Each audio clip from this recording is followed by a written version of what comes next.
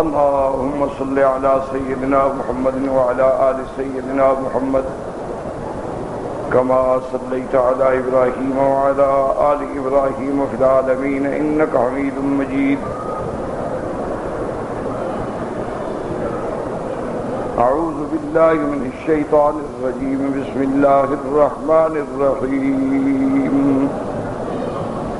وآية لهم أنا حملنا ذريتهم في الفلك المشحون.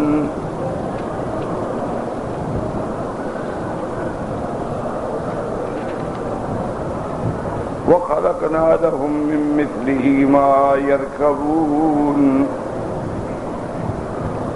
وإن نشأ نغرقهم فلا صريخ لهم ولا هم ينقذون إلا رحمة منا ومتاعا إلى حين. قال المؤلف والمفسر رحمه الله تعالى: أدام النفع بعلومه وعلومكم في الدارين آمين. يقول تبارك وتعالى: ودلالة لهم أيضا على قدرته تبارك وتعالى تسخيره البحر ليحمل السفن. اللہ تبارک و تعالی نے ان آیات مبارک میں فرمایا میری نشانیاں ہیں، دلالت ہے اس بات پہ کہ اللہ تبارک و تعالی نے کیسے اتنے بڑے دریاؤں کو تمہارے مسخر تابع کر دیا ہے، اور پھر اس میں اللہ نے کشتیاں چلانے کا تمہیں علم دیا ہے، پھر اللہ نے پانی کو املس پیدا فرمایا ہے تاکہ کوئی کشتی جو ہے اس میں ڈوب نہ جائے. وَمِن ذَلِكَ بَلْ أَوَّلُهُ سَفِينَةُ نُوحٍ عَلَيْهِ الصَّلَاةُ وَالسَّلَامُ.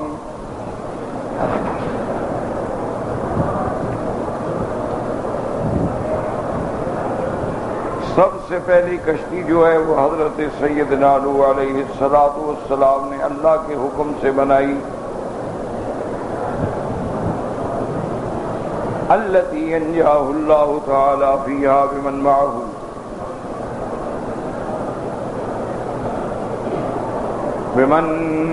من المؤمنين الذين لم يبق على وجه الأرض من ذرية آدم عليه الصلاة والسلام غيرهم.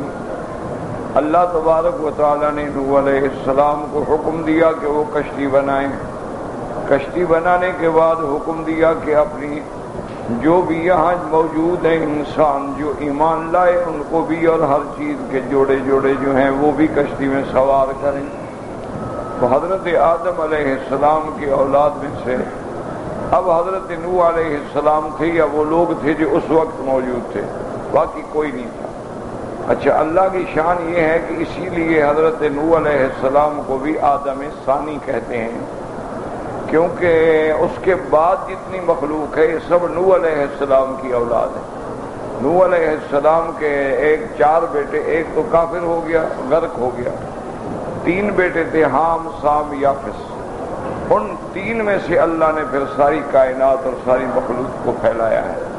تو سب سے پہلے ابو البشر جو ہیں وہ حضرت آدم علیہ السلام، اور اس کے بعد آدم ثانی جو ہیں وہ حضرت نوح علیہ السلام.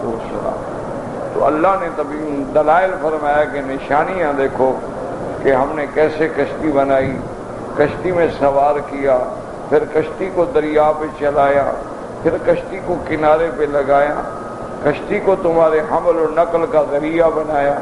تو جو اللہ دریاؤں کو مسخر کر سکتے ہیں، جو اللہ دریاؤں پہ ایک لکڑی کی چیز کو تیرا سکتے ہیں، وہ اللہ تبارک و تعالی اس عالم کو فنا کر کے دوبارہ عالم بھی پیدا کرنے پہ قادر ہے. وَلِهَذَا قَالَ عَزَّ وَجَلَّ وَآيَةٌ لَهُمْ أَنَّا حَمَلْنَا ذُرِّيَّتَهُمْ. اللہ نے فرمایا میری نشانی ہے، اور یہاں ذریت کا معنی آباہم، ان کے باپ دادا جو پہلے گزر چکے. ذُرِّيَّتَهُمْ فِي الْفُلْكِ الْمَشْحُونِ فِي السَّفِينَةِ الْمَمْلُوءَةِ مِنَ الْأَمْطِيَةِ وَالْحَيْوَانَاتِ. مشحون کا معنی کشتی بھری ہوئی، جو کشتی جو تھی وہ سامان سے اور حیوانات سے بھری ہوئی تھی. التي امره الله تبارك وتعالى ان يجعل فيها ان يحمل فيها من كل زوجين اثنين. اللہ تبارک و تعالی نے حضرت نوح کو حکم دیا تھا کہ ہر چیز کے جوڑے جوڑے بٹھائیں، ہر چیز جو ہے اللہ نے جوڑا بنایا ہے. وَمِن كُلِّ شَيْءٍ خَلَقْنَا زَوْجَيْنِ لَعَلَّكُمْ تَذَكَّرُونَ. انسانوں میں بھی جوڑے ہیں، جنات میں بھی جوڑے ہیں، حیوانات میں بھی جوڑے، اسی طرح پرندوں میں بھی جوڑے ہیں، اسی طرح نباتات، جمادات، اشجار سب میں اللہ نے جوڑے پیدا کیے.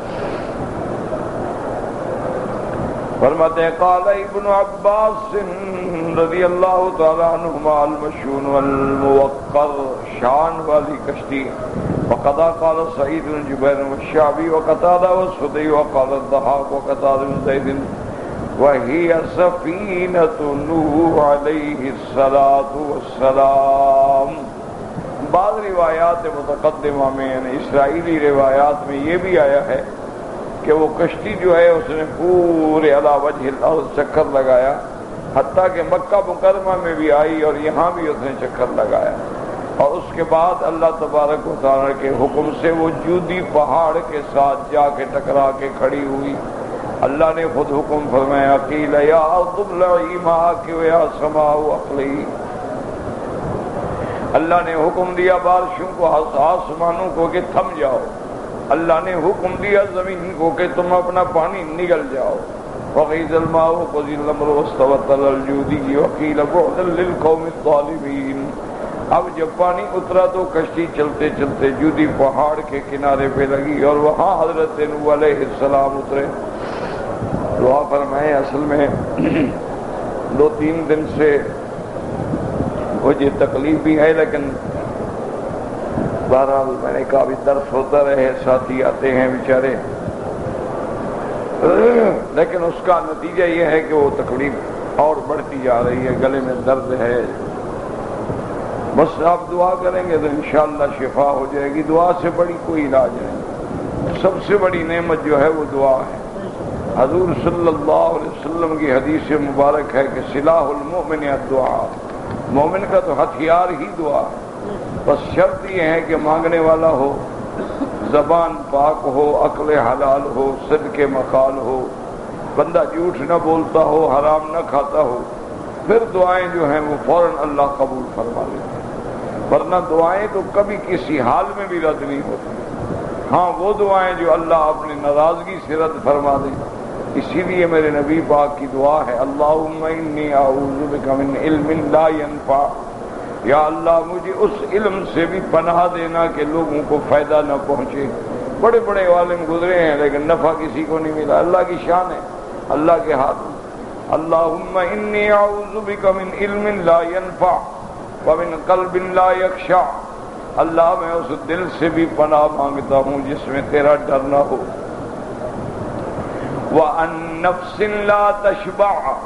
اور یا اللہ میں اس نفس سے بھی پناہ مانگتا ہوں جو کبھی سیراب ہی نہ ہو. جو ملے اچھا اب لاکھ ہو گیا، 2 ہو جائے، 3 ہو جائے، 4 ہر وقت مانگتا مانگتا مانگتا پیٹ بھرتا ہی نہیں، کیونکہ انسان حریص ہوتا. حضور پاک صلی اللہ علیہ وسلم کی دوسری حدیث مبارک ہے، آپ نے فرمایا لا یملأ فا ابن آدم الا التراب. ابن آدم کا منہ جو ہے وہ قبر کی مٹی سے بھرے گا اور کسی چیز سے نہیں بھر سکتا. اسی طرح حدیث میں آتا ہے حریصان لا یشبعان، حریص الدنیا و حریص العلم.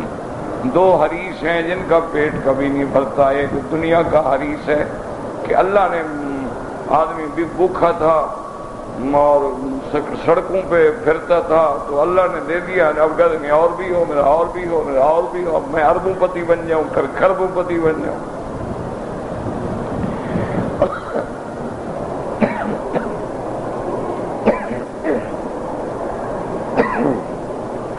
حریص العلم، علم کا حریص جو ہے اس کا بھی پیٹ کبھی نہیں بھرتا. ایک کتاب دیکھے گا پھر اور دیکھے گا پھر اور لے گا، اس کا دل بھی کبھی نہیں بھرتا. حریصان لا یشبعان حریص العلم و حریص الدنیا. اسی طرح فرماتے ہیں اللہم انی اعوذ بک من علم لا ینفع وعن قلب لا یخشع وعن نفس لا تشبع وعن عین لا تدمع. اللہ مجھے اس آنکھ سے بھی پناہ دے جو تیرے خوف سے آنسو نہ بہائے، تیرے خوف سے جس میں آنسو بھی نہ نکلے. وعن دعوت لا یسمع. اللہ اس دعا سے بھی مجھے پناہ دے جو تیرے دربار میں قبول نہ ہو. وَأَعُوذُ بِكَ مِنْ هَؤُلَاءِ الْأَرْبَعِ. حضور پاک صلی اللہ علیہ وسلم نے دعا سکھائی. تو دعا یاد رکھیں کہ دعا ہر حال میں قبول ہوتی ہے. کبھی اللہ جو مانگتے ہیں وہ مل جاتا ہے، کبھی اللہ اس دعا کی وجہ سے کوئی اور بلا ٹال دیتے ہیں، اور کبھی اس دعا کو یدخر لہ فی الآخرۃ ذخیرہ کر دیتے ہیں، اس کا بدلہ قیامت میں دیا جائے گا. تو اس لیے سب سے بڑی نعمت جو ہے وہ دعا ہے. دعا سے بڑی کوئی چیز نہیں ہے دنیا کے اندر. مومن کا ہتھیار بھی دعا ہے اور علاج بھی دعا ہے. ہر چیز کا علاج جو ہے وہ دعا ہے. شرط یہ ہے کہ دعا یقین کامل سے مانگنے والا کو بندہ ہو. وَقَوْلُهُ جَلَّ وَعَلَا وَخَلَقْنَا لَهُم مِّن مِّثْلِهِ مَا يَرْكَبُونَ. عن ابن عباس رضی اللہ عنہما یعنی بذالک الابل. اللہ نے فرمایا جیسے ہم نے دریاؤں میں تمہارے لیے کشتیاں بنائی ہیں، اسی طرح ہم نے خشکی پر تمہارے لیے اونٹ کی سواری بنائی ہے.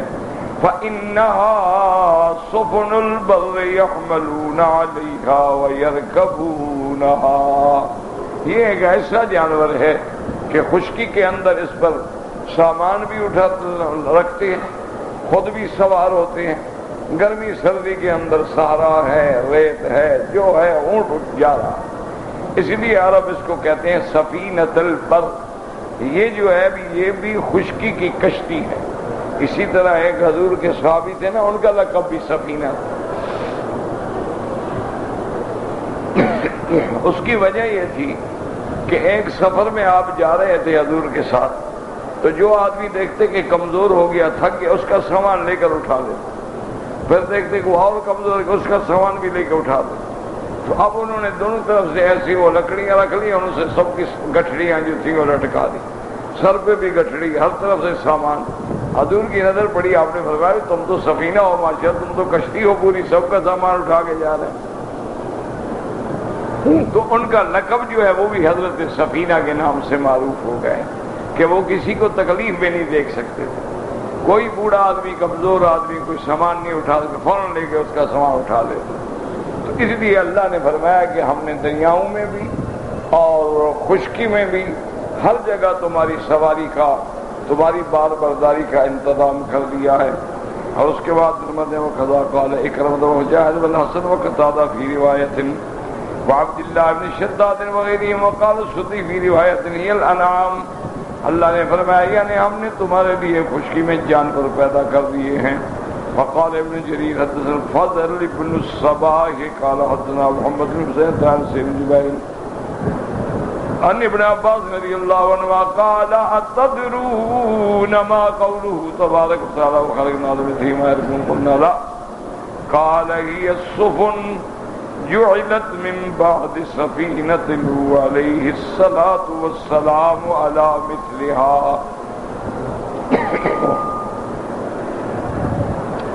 حضرت سعید ابن جبیر حضرت ابن عباس سے روایت نقل کرتے ہیں، انہوں نے پوچھا کہ وَخَلَقْنَا لَهُم مِّن مِّثْلِهِ مَا يَرْكَبُونَ سے کیا مراد ہے؟ انہوں نے فرمایا اس سے مراد بھی کشتیاں ہیں جو حضرت نوح علیہ السلام کی کشتی کے بعد قیامت تک بنے گی اسی کی شکل میں. تو آج بھی کشتی ہو، بحری جہاز ہوں، شکل وہی ہے جو حضرت نوح علیہ السلام کے زمانے میں بنائی گئی.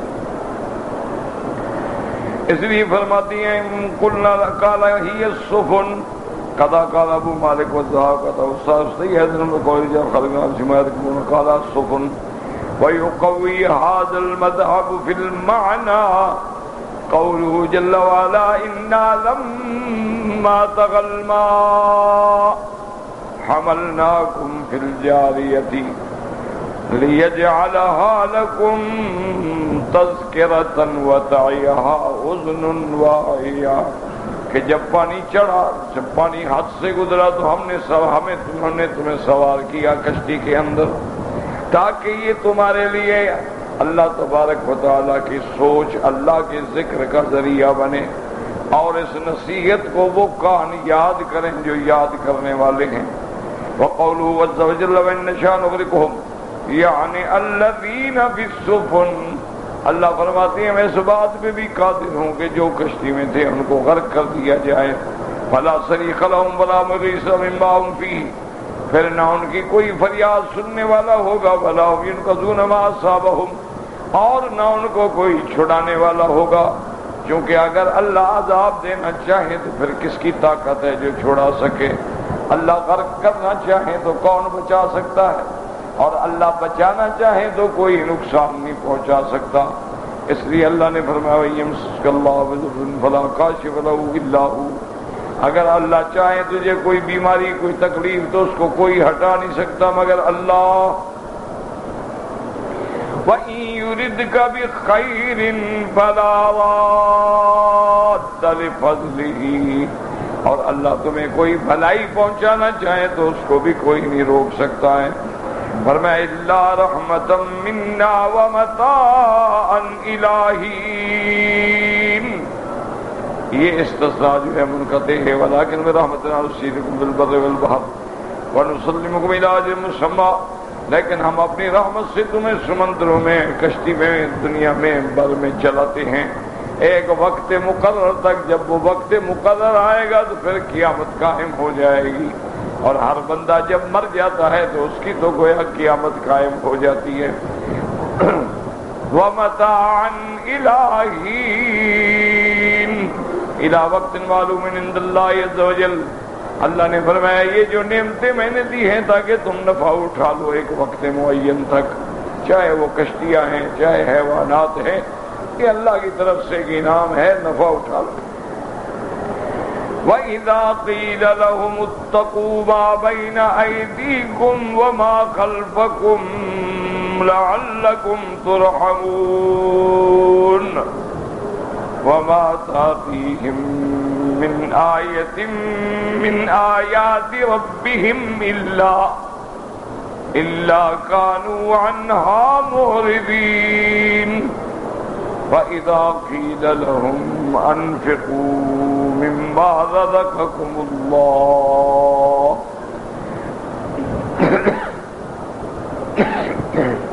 قال الذين كفروا للذين آمنوا أنطعم من لو يشاء الله أطعمه إن أنتم إلا في ضلال مبين يقول تعالى مخبرا بعض المشركين في غيهم وضلالهم وعدم اقترائهم بذنوبهم التي يسلفوها وما يسلف الذين يوم القيامة۔ اللہ پاک خبر دیتے ہیں کہ مشرکین کیسے اپنی گمراہی میں جمے ہوئے ہیں،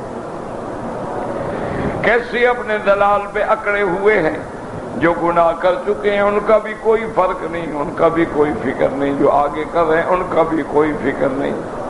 اللہ نے فرمایا جب ان کو کہا جاتا ہے کہ اللہ سے ڈرو، وَإِذَا قِيلَ لَهُمُ اتَّقُوا مَا بَيْنَ أَيْدِيكُمْ وَمَا خَلْفَكُمْ قَالَ مَجَالِ مِنَ الذُّنُوبِ، اپنے گناہوں سے ڈر، اللہ سے ڈرو، گناہوں سے بچو۔ وقال غيره بالعكس لعلكم ترحمون، اللہ باتقاء ذلك يرحمكم ويؤمنكم من عذابه، تاکہ جب تم اللہ سے ڈرو گے، گناہوں سے بچو گے تو امید ہے کہ اللہ تم پہ رحم فرما دے۔ وتقدیر الکلام انہم لا یجیبون الی ذلک، وہ یہ باتیں نہیں سنتے، بل یعرضون عنہ، بل اللہ تبارک و تعالیٰ کے احکام سے منہ پھیرتے ہیں۔ واکتفی عن ذلک بقولی تعالی وما تأتیہم من آیۃ من آیات ربهم على التوحید صدق رسول اللہ کانوا عنہا معرضین۔ اللہ نے فرمایا جب ہم اس کو اپنی نشانیاں دکھلاتے ہیں جو ہماری توحید پر، ہماری قدرت پہ، وحدانیت پہ دلالت کرتی ہیں، یہ ہر نشانی کو دیکھنے کے بعد بغیر تأمل کے، بغیر تدبر کے انکار کر دیتے ہیں، اعراض کر دیتے ہیں۔ لا يتأملونها ولا يقبلونها ولا ينتفعون بها، نہ تو اس میں یہ تأمل کرتی ہیں، نہ تدبر کرتی ہیں، نہ غور کرتی ہیں، بلکہ انکار کر دیتی ہیں۔ وقوله عز وجل وإذا قيل لهم أنفقوا مما رزقكم الله أي وإذا أمروا بالإنفاق مما رزقهم الله الفقراء والمحاويج من المسلمين، اور جب ان کو کہا جاتا ہے کہ اے بدبختو جو اللہ نے تم کو رزق دیا ہے اسی سے خرچ کرو، دیا تو تم کو اللہ نے، اللہ کے دیے میں سے تو دو، یا تو تم نے کو خود بنایا ہو، تمہیں کس نے بنایا؟ اللہ نے، تو اس کا معنی ہر چیز تو اللہ نے دی ہے۔ تو جب مال ہی اللہ کا، ملک ہی اللہ کا، تم بھی اللہ کے، تو پھر بخل کرنے کی کیا ضرورت ہے بھائی؟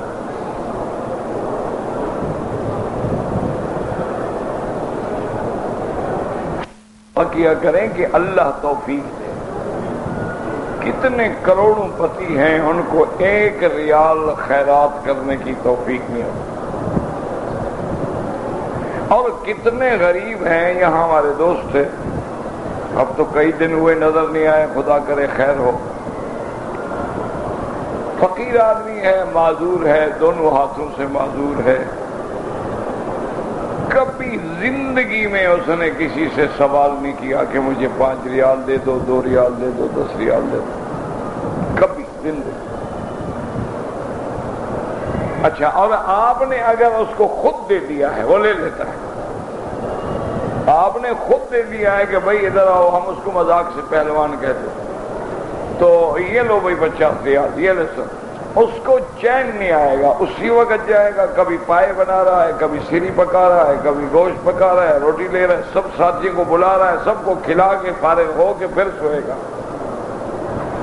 جو آپ دیں گے وہ سب کو کھلا دیں گے۔ ایسے بھی لوگ، یہ اللہ کا نظام ہے، اللہ تعالیٰ کی شان ہے، غریب ہے لیکن دل بڑا ہے۔ اس لیے حضور نے فرمایا کہ الغنا غنا نفس، غنا پیسے کا نام نہیں ہوتا، پیسہ تو کنجروں کے پاس بھی ہوتا ہے۔ پیسہ کیا ہے یار؟ پیسہ کوئی چیز ہوتی ہے بھلا؟ پیسہ تو جو میراثی ہے نا، کنجر ہوتے ہیں فلموں میں کام، ان کے پاس بڑا پیسہ ہوتا ہے، وہ بھی 2-2 کروڑ معاوضہ دیتے ہیں۔ پیسہ کچھ، اصل بات یہ ہے کہ غنا قلب ہو کہ دل غنی۔ حضور صلی اللہ علیہ وسلم فرمایا کہ غنا جو ہے وہ غنا قلب ہے۔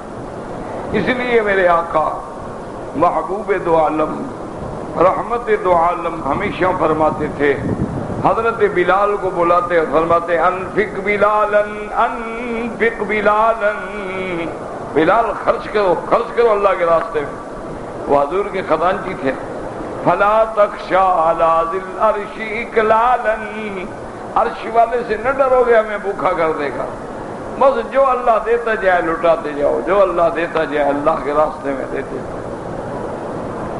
حضرت بلال رضی اللہ تعالی عنہ پھر حضور کے حکم پہ خرچ کر، حضور صلی اللہ علیہ وآلہ وسلم نے فرمایا، حدیث مبارک ہے کہ اللہ روزانہ دنیا میں 2 فرشتے بھیجتے ہیں اور وہ سارا دن یہی دعا کرتے رہتے ہیں، اللہم آت لکل منفق خلفا وآت لکل ممسک تلفا، کہ یا اللہ جو تیرے رستے میں خرچ کرے اس کو بدلہ عطا فرما، اور جو بخل کرے اس کی جائیداد کو ہلاک کر دے۔ تو اللہ تبارک و تعالیٰ سے دعائیں مانگتے رہتے ہیں۔ اسی لیے آپ دیکھ لیں، کئی لوگ ہیں، بڑے لوگ ہم نے دیکھے ہیں کہ کروڑوں پتی نہیں، اربوں پتی، لیکن بیمار ہوئے اپنی اولاد بھی ہاتھ لگانے کے لیے تیار، اپنی اولاد پوچھنے کے لیے بھی تیار، بڑے ہیں بیچارے، پوچھنے والا نہیں، ملنے کے لیے کوئی نہیں آتا۔ بیماری لمبی ہو جائے نا، گھر والے بھی تنگ ہو جاتے ہیں، کہتے ہیں پتہ نہیں کب مرے گا، جان ہی نہیں چھوڑتا، وہ گھر والے بھی تنگ آئے، 1-2 دن کا جھٹکا ہو نا تو جو جان چھوٹ گئی، بیمار ہوا، مر گیا، اٹھایا، پھینکا، قبر میں ڈالا، جان چھڑا دی۔ لیکن اب 2-2, 4-4, 5-5 سال آدمی بیمار ہو جائے تو مسئلہ ہو گیا۔ تو اس لیے اللہ تبارک و تعالیٰ فرماتے ہیں، جب ان کو کہا جاتا ہے انفقوا مما رزقکم اللہ، اللہ کے راستے میں خرچ کرو، جو کچھ اللہ نے تمہیں عطا فرمایا ہے وہ تو خرچ کرو، یہ تو اللہ نے تمہیں عطا فرمایا ہے۔ لیکن کافر اس پر بھی انکار کرتے ہیں۔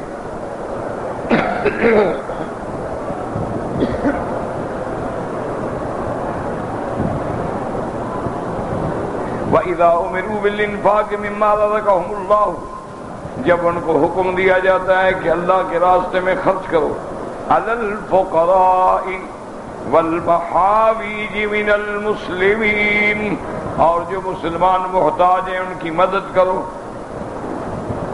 قال الذين كفروا للذين آمنوا أنطعم من لو يشاء الله أطعمه.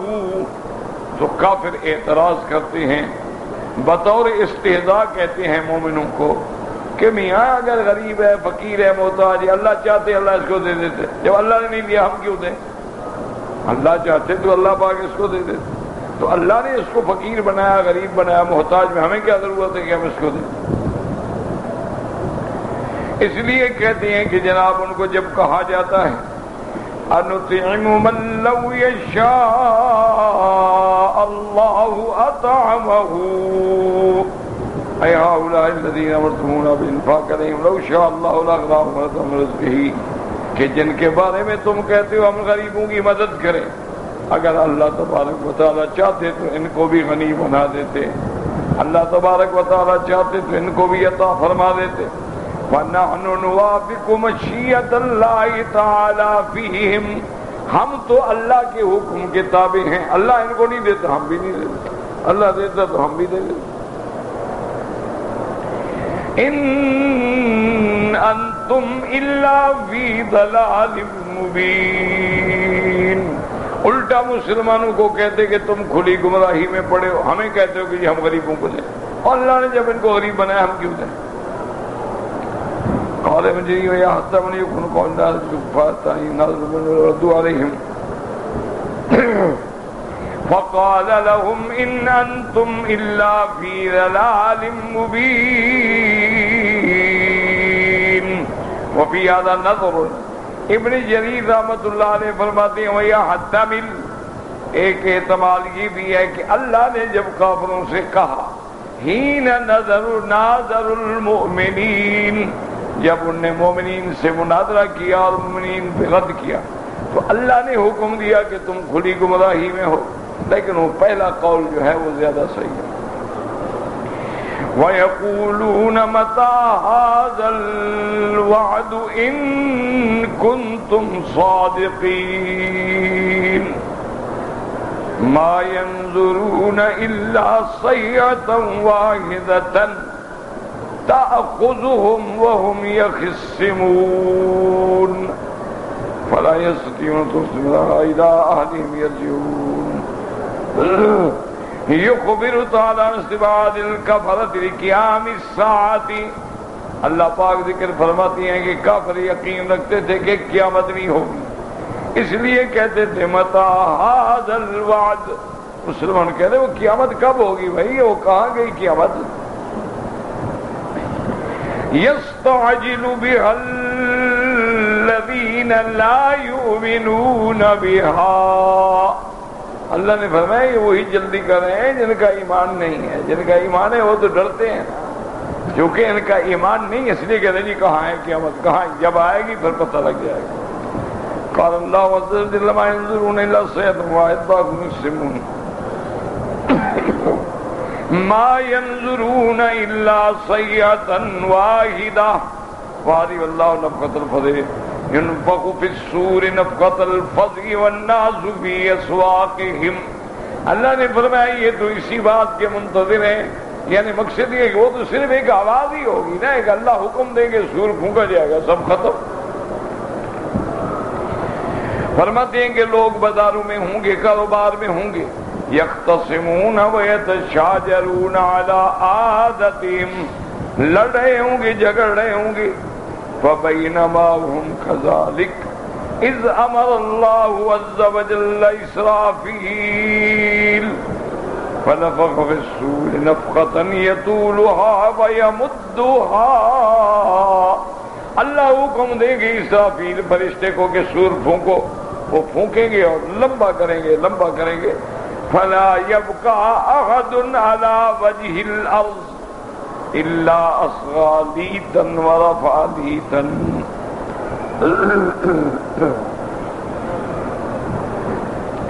زمین پہ کوئی باقی نہیں رہے گا، جو کھڑا ہے جو پڑا ہے سب گر جائیں گے. وہی صفات السماء، اور یہ جو ہے یعنی وہ سور ہوگا جس کی آواز سنیں گے. سمے صاحب موجود الناس سے ہمارے سے قیامت الناس ہی من جوانبہم، اب جب دوسرا سور پھونکا جائے گا تو سب اٹھ کھڑے ہوں گے، ہر طرف سے آگ ہوگی جو ان کو بھگا کے میدان محشر میں لے جائے گی۔ وَلِهَذَا قَالَ تَعَالَى فَلَا يَسْتَطِيعُونَ تَوْصِيَةً أَيْ عَلَىٰ مَا يَمْلِكُونَهُ وَلَوْ مِنْ ذَلِكَ وَلَا إِلَىٰ أَهْلِهِمْ يَرْجِعُونَ۔ اللہ نے فرمایا جب قیامت آئے گی ان کو تو اتنی طاقت بھی نہیں ہوگی کہ وصیت کر سکے، موقع ہی نہیں ملے گا، آئی اور ختم، اور نہ ہوگا کہ گھر لوٹ آئیں اور ان کو بتلا سکیں کہ بھی یہاں سونا میں نے چھپایا، یہاں چاندی چھپائی، یہاں نوٹ چھپائے، ہم بتانے کا موقع ہی نہیں ملے گا، آیا جھٹکا گیا بس۔ فرماتے ہیں وَقَدْ وَرَدَتْ هَٰؤُنَا آثَارُ وَأَحَادِيثَ ذَكَرْنَاهَا فِي مَوْضِعٍ آخَرَ، بہت ساری احادیث مبارک میں اس کی تفصیل ہے، مفسر فرماتے ہیں ہم اس کو ذکر کر چکے ہیں۔ ثم يكون بعد هذا الساعة التي تموت الأحياء كل ما الحي القيوم ثم بعد ذلك نفخة البعث، نفخة الصعق آئے گا جب ہر چیز مر جائے گی جو زندہ ہے، ما سوا اللہ کے کوئی باقی نہیں رہے گا، اس کے بعد آئے گا نفخۃ البعث میں سارے کھڑے ہو جائیں گے، نفخے ہوں گے یاد رکھو، ایک ہوگا نفخۃ الفزع یعنی سور پھونکا جائے گا ہر چیز پریشان ہو گئی، پھر ہوگا نفخۃ الصعق کہ ہر چیز ختم ہو جائے گی، پھر ہوگا نفخۃ البعث کہ ہر چیز جو ہے زندہ ہو جائے گی، لیکن راجح قول یہ ہے کہ دو نفخے ہوں گے، ایک نفخۃ الصعق ہوگا اور ایک نفخۃ البعث ہوگا۔ فزع جو ہے گویا وہ بھی وہ صعق ہے، یعنی دو دفعہ سور پھونکا جائے گا، ایک میں سب ختم ہو جائیں گے اور دوبارہ میں سب اٹھ جائیں گے۔ وما ذلك علی اللہ بعزیز، اللہ تبارک و تعالیٰ کے آگے کیا چیز مشکل۔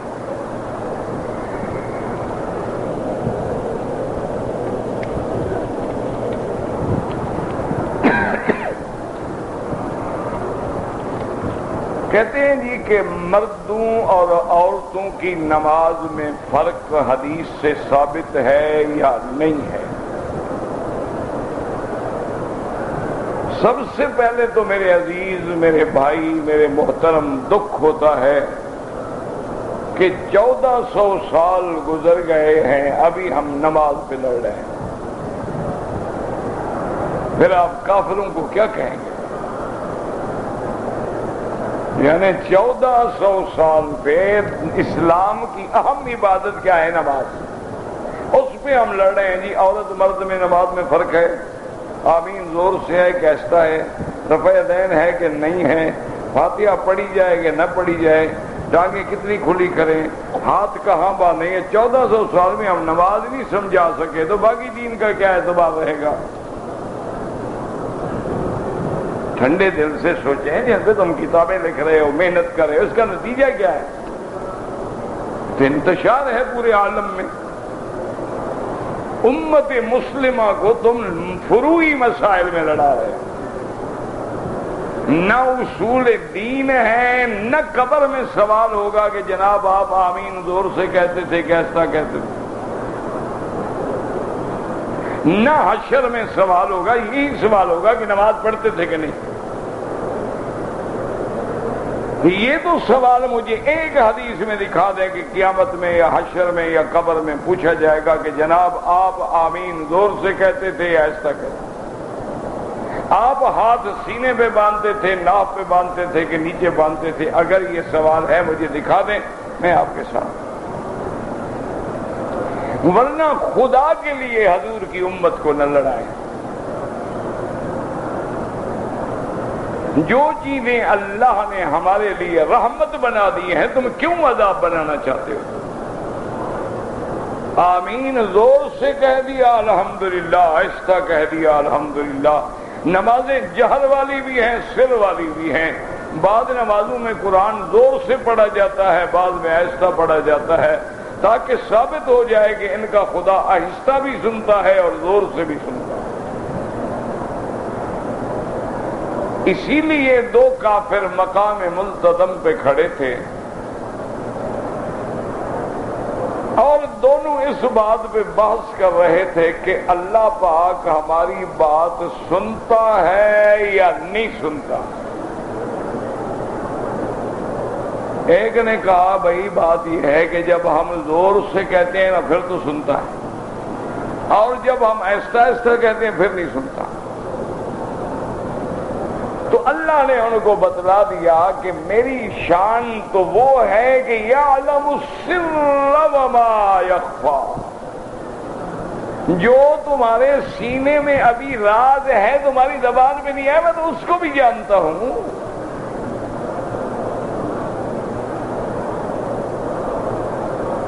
سواء بالقول، زور سے کہو یا آہستہ کہو میں دونوں سنتا ہوں۔ تو یہ تو رحمت تھی اللہ کی، ہم نے اس کو جھگڑا بنا دیا۔ اچھا، حدیث میں سینے پر ہاتھ باندھنا بھی موجود ہے، ہمارا ایمان ہے۔ ناف پہ بھی حدیث موجود ہے اور ناف سے نیچے بھی حدیث موجود ہے۔ یہ حدیث کہیں نہیں ہے کہ اپنے یہ مرافق جو ہیں یہ پکڑ کے یوں کھڑے ہو جاؤ، یہ حدیث کہیں نہیں۔ اچھا، اس میں بھی اللہ کی حکمت تھی۔ اب دیکھیں نا جی، ایک بندے کا اتنا بڑا پیٹ ہو، وہ کہاں ہاتھ باندھے گا؟ ایک آدمی لمبا ہے، ایک آدمی چھوٹا ہے، ایک آدمی موٹا ہے، ایک آدمی پیٹ والا ہے کہ توند نکلی ہوئی ہے۔ اللہ نے کہا سینے پہ باندھو جائز ہے، نیچے باندھو جائز ہے، ناف سے نیچے باندھو جائز ہے، نمازیں تو میں نے قبول کرنی ہے، تم کیوں جھگڑوں میں پڑتے ہو؟ یہ تو اللہ کی رحمت۔ اگر ہم نے صف بنائی ہے، آدمی تھوڑے ہیں، جگہ زیادہ ہے، ٹانگیں کھول لو تاکہ درمیان میں فاصلہ نہ رہے، پاؤں سے مل جائے۔ اور اگر رش زیادہ ہو گیا ہے، ٹانگیں سکیڑتے جاؤ تاکہ ایک بندے کو اور جگہ مل جائے۔ یہ تو رحمت تھی، کوئی لڑائی والی بات ہی نہیں تھی۔ اب ایام حج میں آپ دیکھ لیں ماشاءاللہ کہ جب حج کا رش پڑتا ہے، کہو اب ٹانگیں کھول کے دکھاؤ، حاجی مار مار کے دمبا بنا دیں۔ اور تو اوپر چڑھے ہوئے ہوتے ہیں، پشت پہ سجدہ ہوتا ہے ماشاءاللہ۔ کبھی مرد عورت کی پشت پہ سجدہ کرے تو عورت مرد کی کمر پہ سجدہ کرے گی۔ اللہ قبول فرمائے، بس حالات ہیں۔ جیسے اللہ نے فرمایا کہ اگر حالت خوف ہے، جنگ چھڑ گئی ہے، مبارزہ ہے، ٹکرا گئے ہو، اشارے سے نماز پڑھ لو، جدھر سواری جاتی ہے جانے دو، میں قبول کروں گا۔ یہ تو رحمت تھی، تم نے عذاب بنا دیا امت رسول اللہ کے لیے۔ تمہیں اور کوئی مسئلہ نہیں ملتا، نہ قادیانیت کے خلاف، نہ روافض کے خلاف، نہ نواسب کے خلاف، نہ فرق باطلہ کے خلاف، نہ فرق ضالہ کے خلاف، صرف یہی مسائل ملتے ہیں۔ کہاں لے جانا چاہتے ہو اس امت کو؟ اب یہی دیکھ لو کہ مرد اور عورت کی نماز میں فرق ہے یا نہیں ہے۔ یہ اندھے کو بھی پتا ہے کہ مرد امام بن سکتا ہے اور عورت امام، فرق ہے کہ نہیں ہے؟ مرد کی نماز مسجد میں افضل ہے، عورت کی گھر میں افضل ہے، فرق ہے کہ نہیں ہے؟ مردوں کے لیے صف اول افضل ہے، عورت کے لیے صف آخر افضل ہے، فرق ہے کہ نہیں؟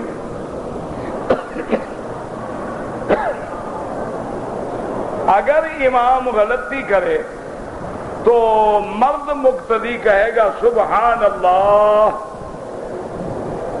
لیکن عورت نہیں کہے گی۔ عورت کو حکم ہے کہ ہاتھ پہ ہاتھ مارو، تیری آواز پہ بھی پردہ ہے، فرق ہے کہ نہیں؟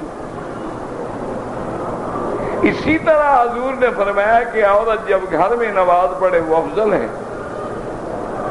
گھر کے برآمدے میں پڑھے تو صحن سے زیادہ افضل ہے، گھر کے برآمدے کے بجائے کمرے کے اندر پڑھے تو اور زیادہ افضل ہے۔ تو معلوم کیا ہوا کہ اللہ عورت کو چھپانا چاہتے ہیں کہ اس کا جتنا زیادہ پردہ رہے گا، اس کی موومنٹ پہ لوگوں کی نظر نہ رہے۔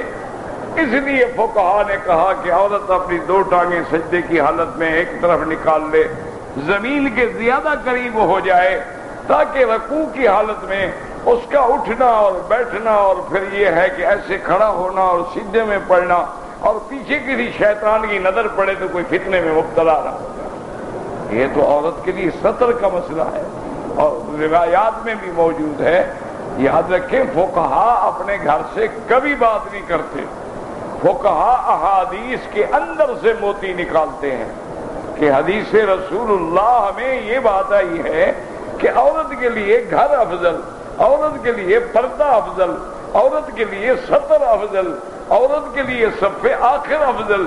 تو معنی یہ ہے کہ وہ جتنا جھکے گی، جتنا زمین سے ملے گی، جتنا پردہ رکھے گی، جتنا جرابیں اور شراب اور ہاتھوں پہ دستانے چڑھا کے نماز پڑھے گی، زیادہ افضل ہے۔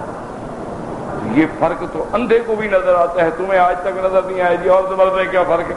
ٹھیک ہے جی، کوئی فرق نہیں ہے۔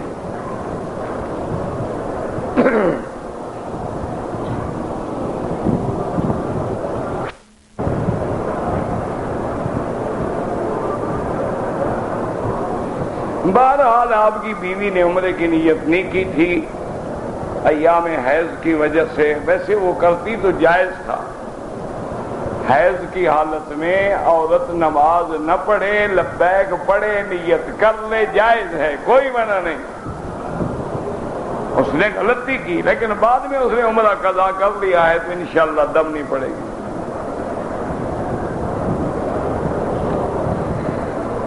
مکے میں عورت اپنے گھر میں یا ہوٹل میں نماز پڑھے تو اس کو 1 کا لاکھ ملے گا، بالکل ملے گا۔ وہ تو سارے مکے میں ملے گا، جہاں مکے کا شہر ہے یہ سارا حرم ہے۔ تمہارے زندہ ہیں ان کے لیے دعا کرو، ان کے لیے عمرے نہ کرو، اپنے لیے کرو، ان کے لیے دعا کرو۔ فوٹو کھینچنا بالکل حرام ہے، مجبوری ہو جیسے آج کل یعنی آئیڈینٹی کارڈ ہیں، پاسپورٹ ہیں، دستاویزات ہیں، وہ مجبوری ہے۔ زینت کے لیے اور شان کے لیے اور محبت کے لیے، جیسے بہت سارے لوگ ماشاءاللہ آج کل جو ہمارا جدید ماڈرن طبقہ ہے نا جی، ایلیٹ کلاس جو ہے نا ماشاءاللہ، وہ تو اتنی ترقی کر گئی ہے کہ ڈرائنگ روم میں اپنی بیوی کی اور اپنی تصویر رکھتے ہیں۔ پہلی رات جو شادی ہوئی تھی وہ شادی کے جوڑے والی، تاکہ جو مہمان آئے بیگم پہلے دیکھے مجھے بعد میں دیکھے۔ غیرت ہو تو یہ ہوگی۔ ایسا باغیرت مسلمان آپ نے دیکھا ہے جو اپنی تصویر اور سب سے اچھی تصویر، بہت عروسی جوڑے میں جو شادی کی رات اس نے جوڑا پہنا تھا، وہ لے کے باقاعدہ ڈرائنگ روم میں رکھتے ہیں تاکہ داخل ہونے والے کی نظر پڑے اور وہ بڑا غور سے دیکھے، پھر پوچھے کہ جناب یہ کون ہے، یا اگر دوسرا اس کا اپنا فوٹو ساتھ ہے تو سمجھ جائے کہ جناب کی بیگم ہوگی۔ انا للہ و انا الیہ راجعون۔ بھائی شادی تو تیری ہوئی ہے، فوٹو لوگوں کو دکھانا چاہتے ہیں؟ بڑا شوق ہے، تم تو اپنے بیڈ روم میں لگا لو، تمہیں ڈرائنگ روم میں رکھنے کی کیا طریقہ ہے؟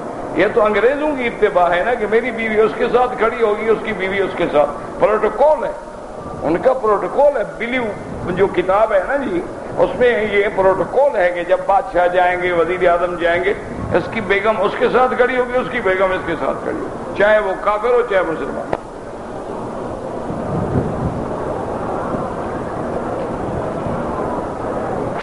اور میرے مدنی کا پروٹوکول کا پتہ ہے آپ کو کیا ہے؟ پر تم تو مدنی کو مانتے ہو میلاد کے دن، آگے پیچھے تو نہیں مانتے ہو۔ 12 ربیع الاول کو مانتے ہو، آگے پیچھے نہیں۔ نہ گھر میں محمد مدنی کی سیرت ہے، نہ بچوں میں ہے، نہ بچیوں میں ہے، اور بس 12 ربیع الاول کو جھنڈی لگا لی، حضور خوش ہو گئے ماشاءاللہ کہ میں جھنڈیوں والا مسلمان آ گیا ہے۔ انا للہ و انا الیہ راجعون۔ حضور کی 2 بیویاں بیٹھی تھیں تو ایک صحابی تھے عبداللہ ابن ام مکتوم، وہ نابینا، وہ آ رہے تھے تو حضور نے اپنی دونوں بیویوں سے فرمایا کہ تم پردے میں چلی جاؤ۔ انہوں نے کہا یا رسول اللہ انہو رجل اعمی ضریر البصر، وہ تو اندھا آدمی ہے، کیا دیکھے گا؟ حضور انہو اعمی، وہ تو اعمی ہے، اندھا ہے۔ آپ نے فرمایا اف اعمی و یعنی انتما، تم دونوں بھی اندھی ہو۔ کہا لا یا رسول اللہ، نے کہا اس کا دیکھنا حرام ہے، تمہارا دیکھنا حرام نہیں ہے غیر مرد کو، جاؤ پردے کے اندر۔ اللہ کا نبی یہ کہتا ہے، انگریز کا پروٹوکول کہتا ہے کہ نہیں جناب، باقاعدہ شیک ہینڈ ہو، وہ ادھر کھڑی ہو وہ ادھر کھڑی ہو۔ کو جو لکھا ہوا ہے گھڑیوں میں، یہ سورج نکلنے کا وقت ہے، یہ نماز کا وقت نہیں ہے۔ نماز اس سے 20 منٹ بعد میں ہوتی ہے۔ اشراق کی نماز کا وقت ہے، حضور نے فرمایا سورج نکلنے کے بعد الا قید رمح، نیزے کے برابر سورج اوپر آ جائے، وہ 20 منٹ کے بعد وقت ہوتا ہے۔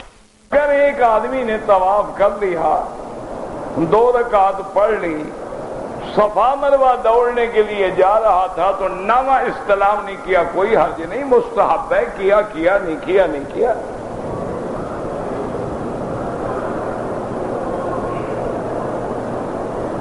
اسلام آباد ایئرپورٹ پر احرام باندھا، عورت کا کیا احرام ہوتا ہے؟ کپڑے اتار کے 2 چادریں باندھ دی، کون سا احرام ہے عورت کا؟ ذرا مجھے بتائیں تو صحیح نا، عورت کا تو کوئی احرام نہیں، تو کیا باندھا اس نے؟ احرام تو عورت کا ہوتا ہی نہیں، جو تم رومال باندھتے ہو یہ احرام ہے، یہ تو بدعت ہے، اس کا کوئی تعلق نہیں ہے احرام کے ساتھ۔ جو لباس عورت پہنے ہوئے اسی میں نیت کرے گی بس۔ اچھا جی، اس نے احرام تو باندھا اسلام آباد سے، نیت نہیں کی کہ میقات پہ میں نیت کر لوں گی، جہاز میں ماشاءاللہ نیند آ گئی، یہ سنت کے خلاف کیا نتیجہ نکل گیا نا، میقات گزر گیا، عمرے سے بھی محروم ہو گئی، اب دم بھی پڑ گئی۔ عمرہ بھی کرو اور ایک بکری دم بھی دو۔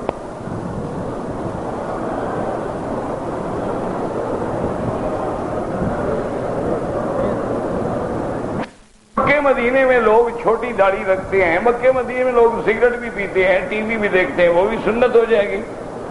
ہم نے کلمہ ان کا پڑھا ہے، محمد رسول اللہ کا پڑھا ہے۔ بھئی ہم جو کلمہ پڑھتے ہیں وہ عربوں کا کلمہ ہے یا نبی کا کلمہ ہے؟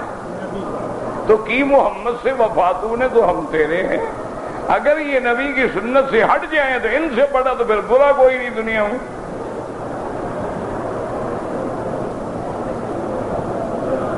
پیروں کی قبروں پہ جانا چاہیے، بالکل جانا چاہیے، کوئی منع نہیں کرتا، لیکن قبر پر جا کر عبرت پکڑو کہ یا اللہ تیرا اتنا عابد بندہ بھی آج مٹی کے نیچے ہے تو میں کہاں ہوں۔ قبر پہ جا کے اللہ والے کے لیے دعا مانگو کہ اللہ اس کے مرتبے کو بلند فرما، اس کی قبر کو نور سے بھر دے، اس کے درجات بلند فرما دے۔ قبر پہ اس لیے نہ جاؤ کہ قبر والے تم ہماری سفارش کرو۔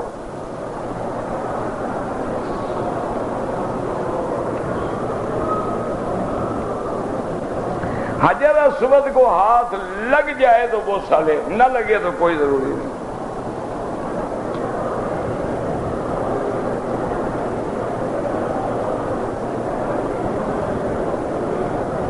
میں نے والدہ کو حج کرانا چاہتا ہوں، قرضہ لے لوں، کوئی ضروری نہیں۔ جب والدہ غریب ہے تم بھی غریب ہو، حج فرض ہے نہیں، کیوں قرضہ لیتے ہو؟ دنیا کو دکھانے کے لیے جی ماں کو حج نہیں کرایا تھا اس نے، اللہ کے لیے تو تم نہیں کرا رہے ہو۔ اللہ چاہیں گے تو اللہ پیسہ دے دیں گے، نہیں چاہا تو نہ سے۔ جب پیسہ ہے نہیں تو حج فرض ہی نہیں۔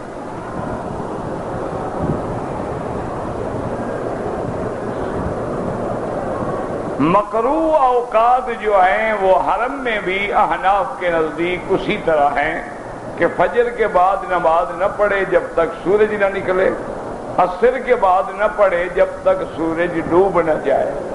امام احمد بن حنبل رحمۃ اللہ علیہ، امام شافعی فرماتے ہیں کہ حرم میں جائز ہے، باہر جائز ہے۔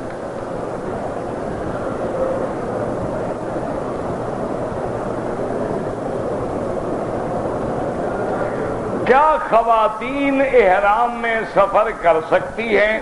تو حضور کی بیویاں مدینے سے جو احرام باندھ کے آئی تھی سفر نہیں کیا تھا، سفر ہی تھا، اور سفر بھی اونٹوں کا۔ فرماتی ہیں جب بندے سامنے آ جاتے ہم کپڑا ڈال لیتے تھے، بندے دور ہو جاتے ہم ہٹا لیتے تھے، بس۔ یہ کون سا مشکل ہے بھائی؟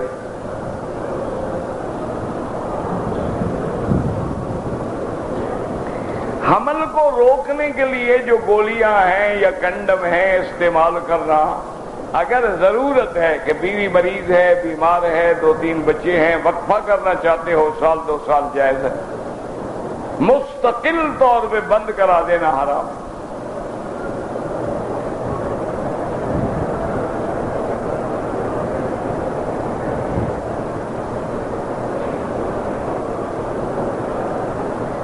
کہتے ہیں جی کہ میں نے جو حق المہر میری بیوی کے ساتھ معین تھی، کچھ تو مہر میں نے بیوی کو دے دیا، باقی مجھے بیوی نے معاف کر دیا، اب کیا پتا دل سے کیا یا نہیں کیا، تم اس کو دے دو، معاف کرے تو میں واپس کر دوں۔ اس کو پتا ہے دے گا نہیں، خام کا جھگڑا ہوگا، جاؤ بابا معاف کیا، لڑائی جھگڑے سے تو بچاؤ، یہ کوئی معافی شافی نہیں ہے میرے حضور، ادا کرو۔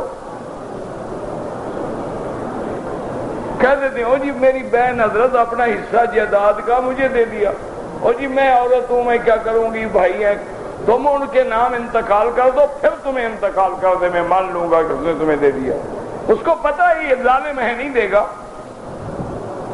تو بھائی بے عزتی تو نہ کرو۔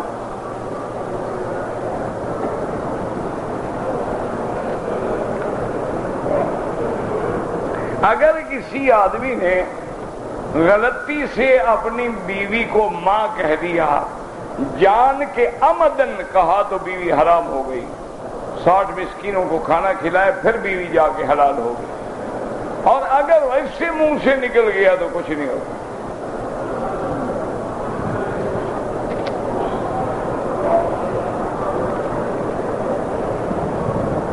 مسجد نبوی میں جو صحیح روایت ہے، ایک نماز کا ثواب 1000 ہے، ایک روایت میں 50,000 ہے، لیکن وہ ضعیف روایت ہے۔ مسجد نبوی میں جو ثواب ہے اس سب میں جتنی توسیع ہوتی جائے گی، جب صفیں صفوں سے مل جائیں گی تو جماعت وہی شمار ہوگی۔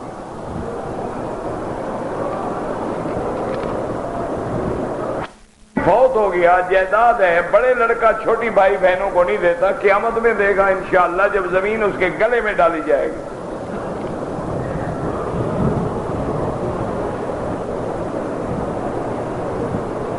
جو لوگ داڑھی منڈاتے ہیں چونکہ وہ فاسق و فاجر ہو جاتے ہیں، اس لیے فقہا نے لکھا ہے کہ داڑھی منڈے کو مؤذن نہ بناؤ، داڑھی منڈانے والے کو امام نہ بناؤ۔ ایک ہے مجبوری، اور کوئی نہیں تھا، اذان دے دی ہو گئی، کوئی نہیں تھا، اس نے نماز پڑھا دی ہو گئی۔ ایک ہے کہ ہم نے امام رکھنا ہو تو ڈھونڈ ڈھونڈ کے داڑھی منڈا نہ لے آؤ، ڈھونڈ ڈھونڈ کے داڑھی والا لے آؤ۔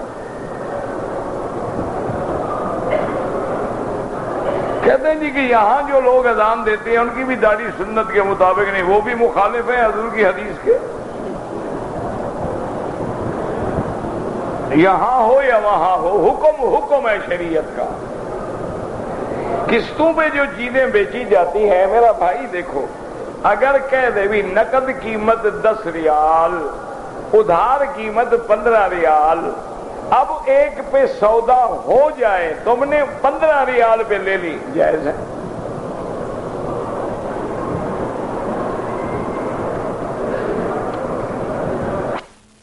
کہتے جی کچھ لوگ جو ہیں فالتو سوال کرتے ہیں، ان کو آپ جواب ہی نہ دیا کریں، لیکن مجھے بتائیں کہ غسل کا طریقہ کیسے ہوتا ہے؟ استنجا کریں، نماز کا وضو کریں، سر پہ پانی بہائیں، یہی طریقہ ہوتا ہے۔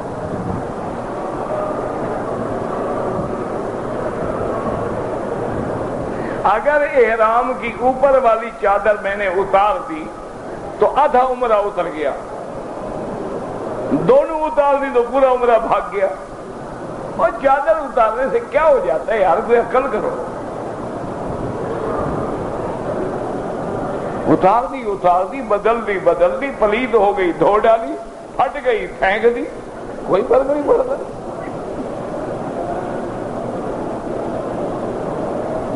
مسجد نبوی کی تاریخ کے بارے میں سینکڑوں کتابیں ہیں، آج کل اردو میں بھی آ گئی ہیں، تاریخ مدینہ، تاریخ مکہ، ورنہ عربی میں تو سینکڑوں کتابیں ہیں نا۔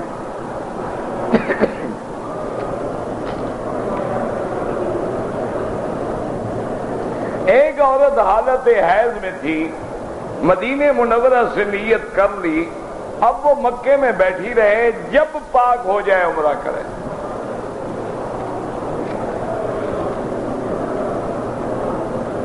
اگر کسی آدمی پہ دم پڑ جائے تو لکھا ہوا ہے کہ فقراء مکہ، مکے کے فقیروں میں تقسیم کر دے۔ یہ نہیں کہ دم دے کہ اب آپ دوستوں کو کھلا دے، یا دم کرنے کے بعد لائے کہ تلاجے میں رکھ لے خود کھاتا رہے، یہ تو دم نہ ہوا نا۔ دم کا معنی یہ ہے کہ ذبح کرو اور گوشت وہیں کھڑے کھڑے غریبوں کو تقسیم کرو، اور جاؤ نیک نیتی سے جاؤ نا، تم 100 بکری بھی ذبح کرو تو لینے والے کھڑے ہیں۔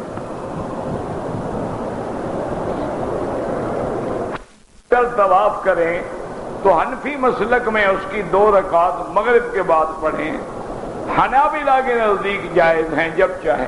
دیکھو نا، اب یہ بھی رحمت ہے، مثلاً کہ آپ نے عصر کے بعد طواف کیا، آپ کا ارادہ ہے کہ انشاءاللہ مغرب کی نماز میں حرم پڑھوں گا، تو آرام سے مغرب کے بعد پڑھ لو تاکہ کسی حدیث کی مخالفت نہ ہو۔ لیکن اگر قافلہ تیار ہے، بس باہر کھڑی ہے، ڈرائیور کو کھڑا نہیں کرنے دیتے، وہ رو رہا ہے چیخ رہا ہے، تو آپ کہیں گے میں تو مغرب کے بعد پڑھ کے آؤں گا 2 رکعت، پھر آپ پڑھنے چلے جائیں، گنجائش موجود ہے۔ یہ تو رحمت کے مسئلے ہیں، لوگوں نے ان کو جھگڑا بنا دیا ہے، کیا کرے آدمی۔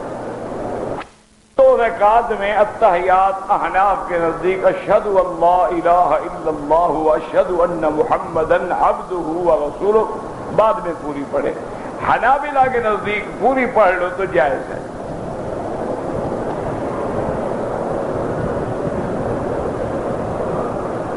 اگر کسی نے کہا کہ میرا سلام بھی دے دیں تو بالکل دے دیں،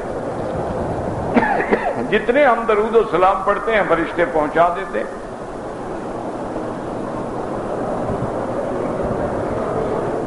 ایک آدمی نے اپنی بیوی کو طلاق دے دی، اس عورت کے بچے بھی ہیں، تو کیا وہ عورت بچوں کے سہارے پہ رہ جائے؟ شریعت کا حکم یہ ہے کہ عدت گزرنے کے بعد شادی کرے۔ بچوں کے سہارے پہ بیٹھنا بہت بڑا مشکل بات ہے، فوراً شادی کرے۔ ہاں اگر بوڑھی ہو گئی ہے، عمر کا تقاضا یہ ہے، ٹھیک ہے بیٹھ جائے۔ میں بھائی پورے شہر میں جہاں نماز پڑھو 1 لاکھ ملتا ہے۔ آپ کے بعد زمزم پینے چلا گیا، بعد میں آ کے ملتزم پہ دعا مانگی، کوئی بات نہیں، پہلے مانگو جائز ہے، بعد میں مانگو جائز ہے، کوئی مسئلہ نہیں ہے۔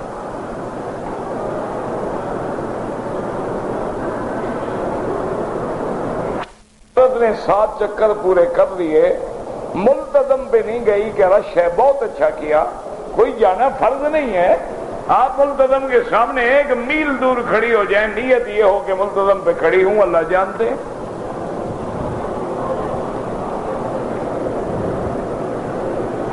یہاں کے طالب علم بن جائے، اللہ نصیب کرے، اللہ سب کے بچوں کو صالح بنائے، عالم بنائے۔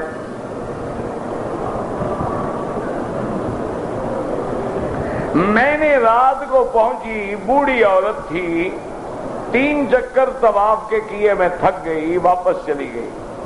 صبح کو پھر میں نے طواف اور عمرہ مکمل کیا، کوئی بات نہیں، کوئی مسئلہ نہیں۔